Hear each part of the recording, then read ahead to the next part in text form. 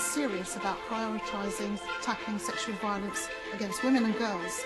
So I'm really happy to meet you all. Are you all from the same school? Yeah?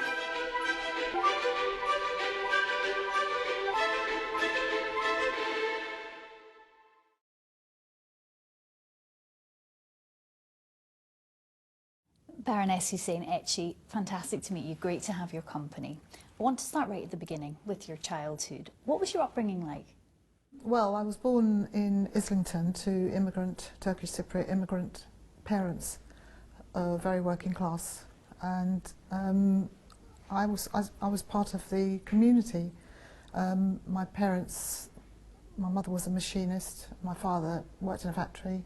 They came over to the United Kingdom in the 1950s and with nothing, very poor, from little villages in Cyprus. Both my parents, they had an incredibly strong work ethic, and working was so important, and not working. I mean, you know, my father, I can't remember a time when he wasn't working. I remember when I was about 10, he broke his arm in the factory he worked in. And his arm was in plaster, but he just refused to, it was called the labour exchange in those days, he just refused to go and sign on. Tell me about what your school days were like. What are some of your stronger memories from that time? Well, my strong memory of the first day I started school at the age of 5 was that I couldn't speak or understand a word of English, and that was really terrifying. I just felt so, you know, isolated. I felt afraid. But obviously, being 5-year-olds, learn to pick up languages very quickly, so I did learn to speak English quite quickly, but it was really hard. It was only when I got into secondary school that I, again, you know, wanted to go out, go on school trips, go out. My parents were very, you know, restrictive about that. There was always teachers having to write letters saying, oh, please let Meryl go on this school trip, or, you know, she'll benefit from it. The teenage years were difficult. But I did enjoy school very much because it was a completely different world to the world I had at home. In terms of what you wanted to do with your life, I know that you were really passionate about art. Yes, I mean, I loved art. I really was mentored by an art teacher I had who, you know, we went to art galleries and, you know, it was a whole new world for me. It opened up a whole new world. I studied history of art as well, and I loved it, really loved it.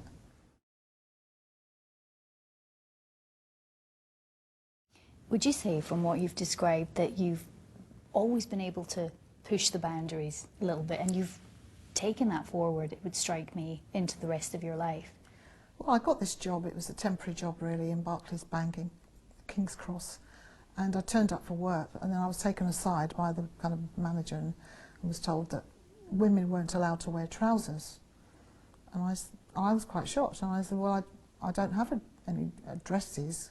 And they said, well, it's a policy. And I said, well, I'm sorry, I just haven't got any. Well, you have to go and get some. And I said, well, I can't afford to go out and buy a new wardrobe. And they sort of ignored me, and then after a few weeks, I was told that they'd changed the policy, because other women started saying, well, she's wearing trousers, why can't I wear them? And all the women welcomed it, and they changed the policy. It was a very small thing, but to me it was, well, it was stupid, the idea that women weren't allowed to wear trousers.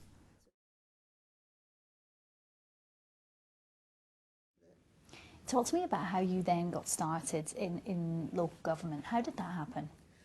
Well, that was interesting, because I never considered going into politics, you know, in the sense of getting elected. But I was working in a local authority, and I got involved in trying to put together a centre for Turkish women.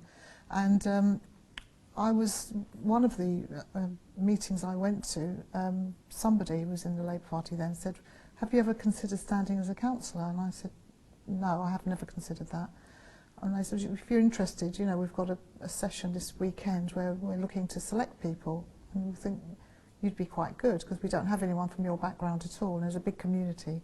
And I was selected in the ward I lived in, which is a safe ward, so I was elected. So it was just, you know, it was through doing community work.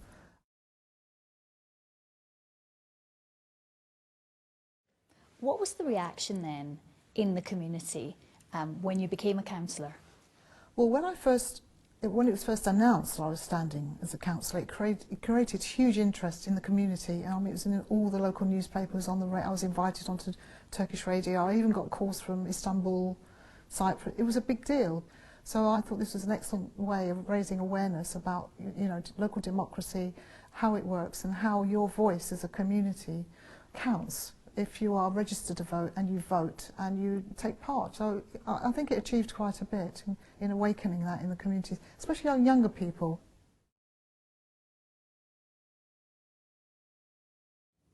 And you became a Liberal Democrat. Just talk to me about what happened. Well, I was elected a Labour councillor, and originally I was a member of the Labour Party for some years, but in Hackney Council.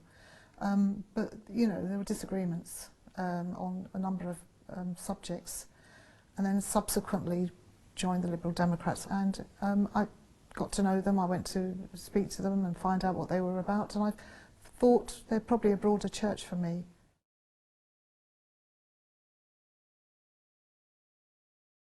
You then went to work in the NHS and moved towards health and social care. Yes. How important was that phase of your life? Well, I'd been working in local government, and I'd been working with the community in the charity sector, NGOs, and helping set up organisations. So I moved into the NHS. I went to work in Tottenham in North London, quite a deprived borough, very high needs, disadvantaged communities. And I was Chief Officer of a Community Health Council there, and I really enjoyed that. I did that for about 8 or 9 years.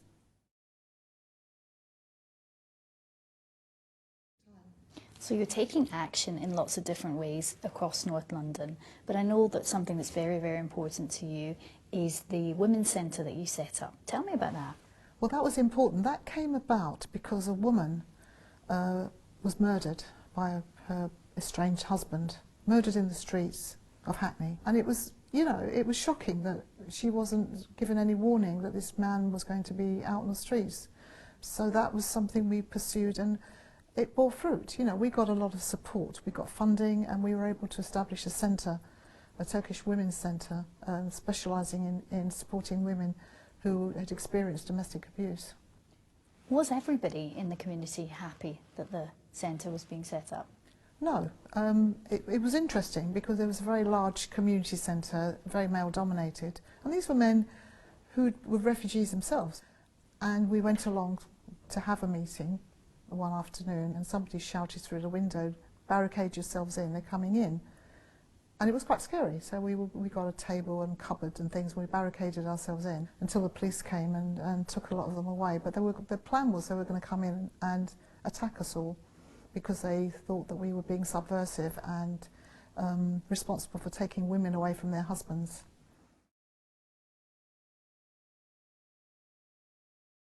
So you then used your experience to help other groups to set themselves up? Yes, I mean, I was approached by various organisations who were setting up community groups and organisations and needed my support in various ways. One significant organisation across London is the Alevi Centre.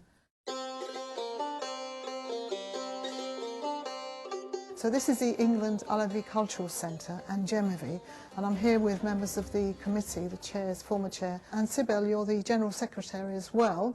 Tell us about how many members you have here. Yeah, of course, and we have a few hundred thousand people, the members we have all over the UK, but in this community, England Alevi Cultural Centre and Gemevi has 4,300. But you're open to all communities, not just the Alevi community. Yes, we do, and this is kind of Alevism, the fundamental principle, actually. So we respected all religions and all faiths, and everyone is welcome.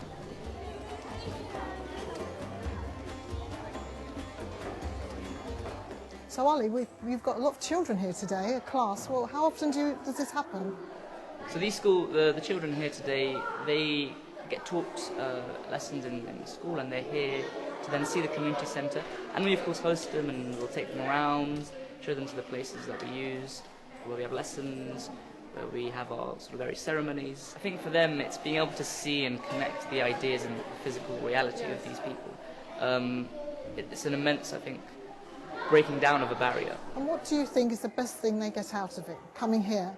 Well, for sure it's being able to connect these ideas that they learn in school with physical reality, and realizing that these principles, these very universal human principles, are shared by everyone. Connects the kids together as well much more, because they'll have Alevi friends, and claiming that identity is such a huge thing at this young age as well for these kids.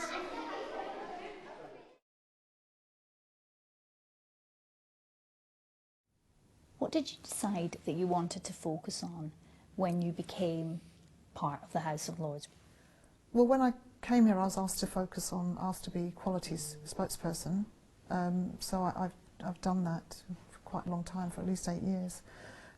So I focused on race equality, women, gender, disabilities. I have a special interest in children and young people who are leaving care. So I've tried to speak on those issues as well. My Lords, the End Violence Against Women Coalition reported that 2/5 of England and Wales police forces no longer have a specialist rape and serious sexual offences unit. So can I ask the Minister to tell the House that at a time when rape prosecutions remain the lowest levels on record, is the government serious about prioritising tackling sexual violence against women and girls when rape survivors face some of the longest delays to their cases reaching trial than any other victims of crime?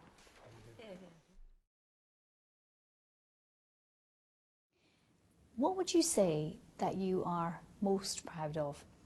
I think the fact that I meet young women and young men who are now councillors, and they tell me that they're councillors because of me. And I find that really inspiring. And people from all parties. And one of them said to me, and she's Labour, she said to me, well, it's because of you. You inspired me to become a councillor. And that really gives me a thrill. And also setting up the women's organisation as well, and the enormous thousands of women that organisation has gone on to help is a great source of pride to me.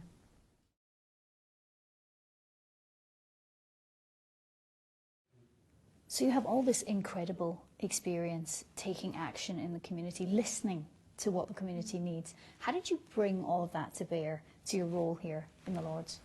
I think it was incredibly important for me to have that background, to all the work I did, all the casework I did, both in the community and as a councillor and as an officer working in local authority and the NHS. I think it was incredibly important because when I came here, I realised that there weren't many people with my background, especially from a Muslim community, given there are 4 million Muslims in this country, very, very few in the House of Lords, very few. So I realised that my voice would be an important one in terms of reflecting some of those, the views and what goes on in the community, giving some insight, really. How did you become a member of the House of Lords? Well, like most life peers, I was nominated through my party leader to come here. It became a complete shock, but a huge privilege. I recognise that I'm very privileged to be here. I realise that every day I step into the building, I realise it's an enormous privilege, and I've always been determined to use my time here as effectively as possible.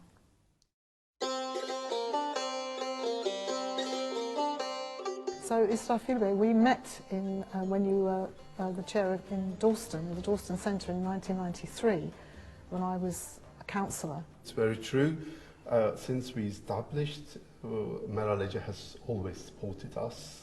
And then as soon as she became part of House of Lords, we thought as a community, as a Alevi community, we are part of this British life and this country, and we felt this country as our home. And she was a real model for our future generations.